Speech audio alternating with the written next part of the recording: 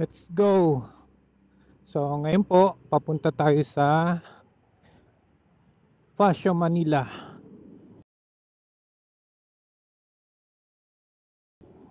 para magpakabit ng MDL. So may nagtatanong ano daw yung MDL? MDL po ay mini driving light. So accessories po 'yon kinakabit at malaking tulong po yung pagka nagawi kayo sa mga kalsadang madidilim. Hindi gaanong malakas ang ilaw ng inyong headlight. So yung accessories na yon, yun yung makakatulong. Pangkaraniwan pong ganyan na sitwasyon kapag ka nasa probinsya ang biyahe ninyo, mga long drive sinasabi nila, at gabi na. So malaking tulong po yun. Kailangan natin tayo dito sa gawing kanan. Pag kayo nandito sa Monumento Circle at papunta kayo ng Avenida, kailangan po dito kayo sa gawing kanan outer lane. Dahil po pag doon kayo sa inner lane at papunta kayo ng Luneta or Avenida, mahuhuli po kayo ron. Kaya dapat dyan kayo sa outer lane. So traffic dito, tingnan natin.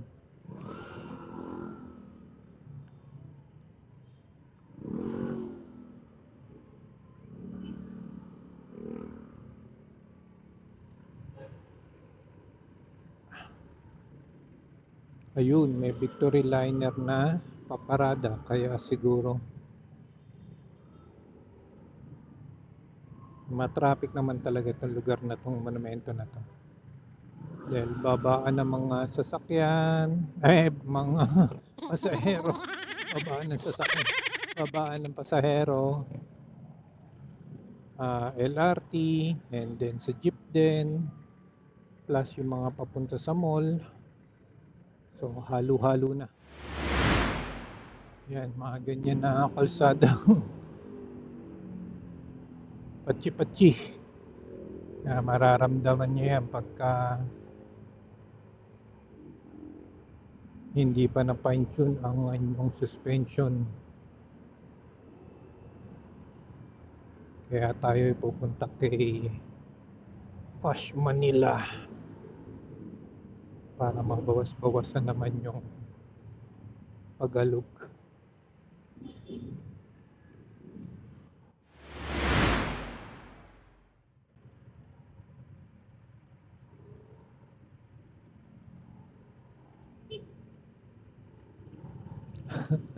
Napupunan nyo rin ba yung mga ganyan? Ako napupuna ko to. Galing ka sa stop, pagka go na green light, merong bubusina. Hindi ko alam kung bakit kailangan pa nilang bubusina. So ganun tayo kagahol, ganun tayo nagmamadali.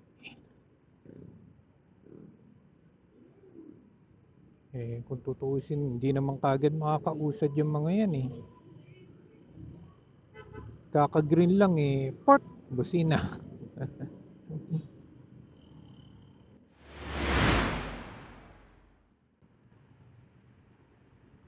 Yan, go. Pansin nyo? Galing sa stop, kaka-green lang, may bubusina. Pot.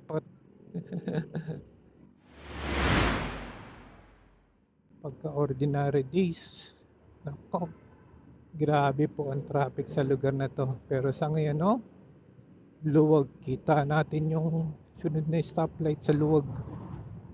Walang sasakyan, tayo lang motoran nandito na sa unahan.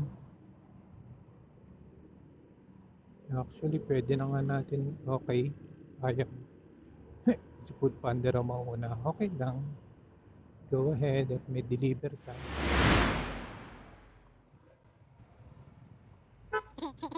See? Galing ng stop. Kaka-green lang, may bubusina.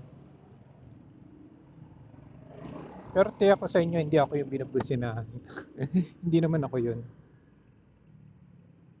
Pansinin nyo rin pagka bumiyahe kayo.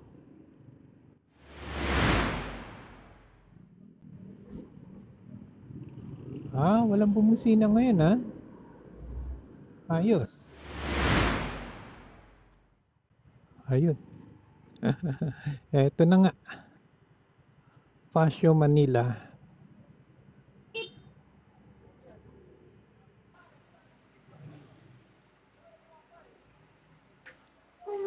Ako yung nag-chat na pa-schedule ngayon alas 2. Yung MDL at saka ayan si sir. Ha? Papasok na?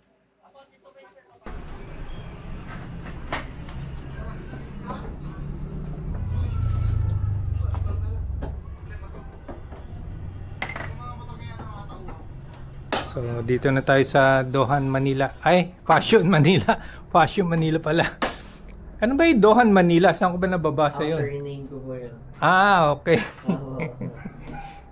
Actually, nag-search ako nung Dohan, Manila. Tinuro naman sa akin, Tondo. Boss, bilihan ng mga top box naman yung boss. Oo, sabi ko, parang hindi naman ito yung... Kaya tinignan ko yung pinadala mong screenshot. Sabi ko, iba pala.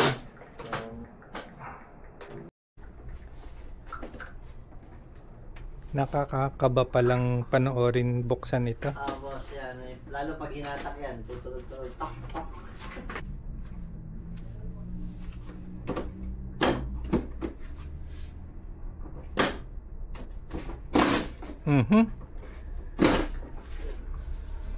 Dapat pala dinala ko yung maintenance kung saan antapresyon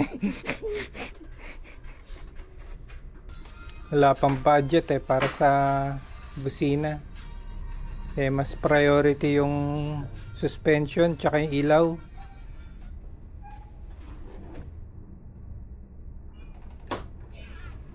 Kung sakali kasi biyahe kami ng Batangas after Christmas. Imus muna, tapos Batangas, Lubo. Monte Maria. Monte Maria.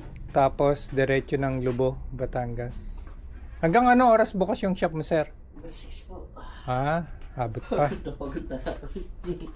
Oo. Dami mong tao ka din Napabor pala na medyo Maganda, late sir. ako. Oo. Maganda. Yan ang specialties nyo no, sir? Pasyo.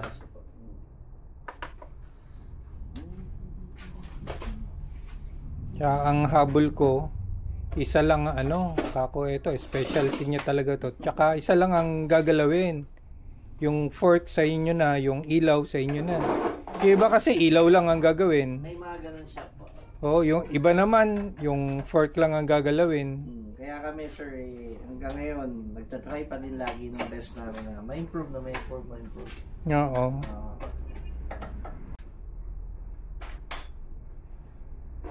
Bet kaya ganyan ang tuning niyan, ano?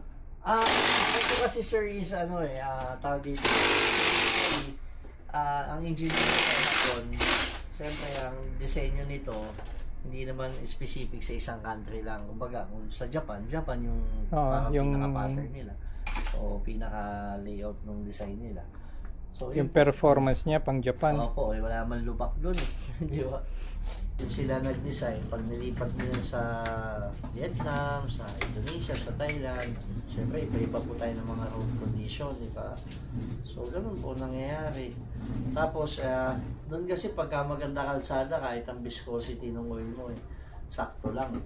Dito hindi pwede. Alam mo naman, minsan nga nagagawa lang ng asfalto, yung pangit na agad di ba? Lalo na pagka wala. Ako, galing pa ako ng Lubacan. Alam nyo ba yung Lubacan? Sa Bulacan. Doon ang laging biyahe niyan. Wala Kaya si Mrs. sabi, bet ba yan ang kinuha? Ito, maganda naman kasi itong scooter na to sir. Medyo, mo lang talaga. Mamaya i-adjust din natin yung tire pressure. Yan.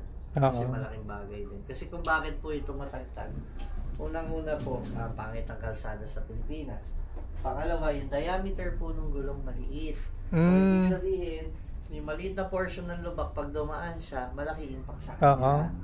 Pangatlo, the more na mas maliit po ang gulong, mas matigas po yan. Oo nga, matigas nga eh. Okay, ito, 12 yan. Pag diniinan mong gano'n yan ng walang mags, matigas. Compare mo sa size 17 na pag diniin mong gano'n, Oo, makukompress mo. makukompress. Kasi ito pa lang mismo, yung components niya talagang matigas na. Oh, yun nga pinagtataka ko eh. Nakakailang bomba pa lang ako eh. Parang antigas-tigas na ng gulong. Matigas. Kaya, yun. No. Ngayon, ang ginagawa naman po namin sa front shock tuning, yan, lilinisin muna. Tapos, ang gagawin po is papalitan po namin yan ng eksaktong oil amount na requirements or mag-fit sa requirements ni Fazio. Na any rider ang sumakay is, nasabi natin kung paano. Oo. Then, plus yung viscosity ng oil na ginagamit natin, eksakma sa kanya. Yung isa naka-chat ko, may tinatanong pa siya, ano raw timbang ko, ano timbang ng misis ko. Yun. Hindi ko alam kung may kinalaman talaga yun. Actually, sir, before, ganyan kami mag-tune.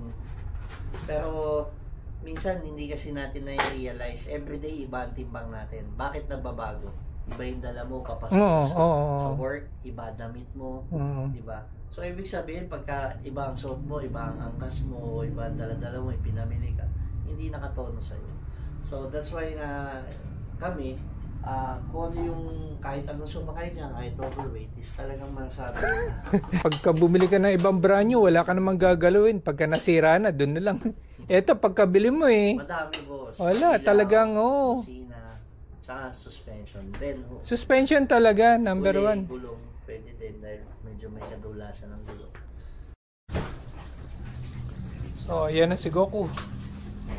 Testing.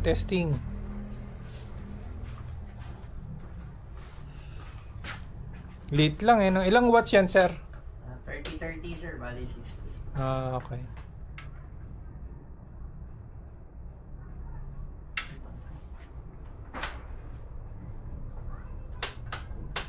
Eh?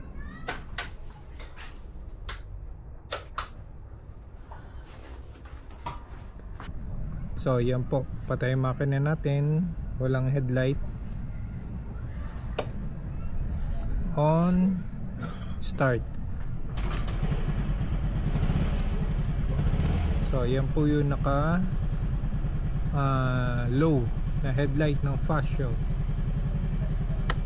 High, headlight ng fast show. Low, high. Low. Tapos ngayon gamitan natin ng MDL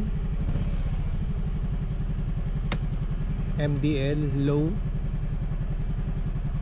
and then MDL high. Yun, liwanag, ganda.